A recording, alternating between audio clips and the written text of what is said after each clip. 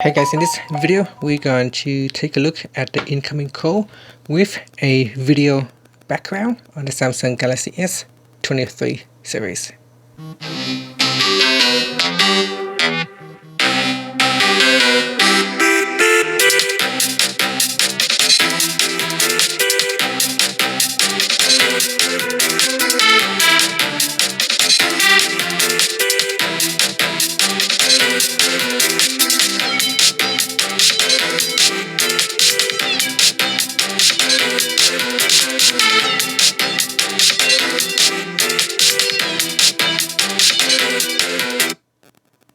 We can also set a custom video. So to do that, we're going to go into settings in the phone app and tap on call background, and then tap on background, and in here tap on the add button, and then tap on select from gallery.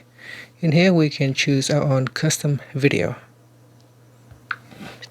and then select the video. You can choose which part of the video to use, and then tap on done. It is now trimming the video, and then tap on set as call background, and let's try it out.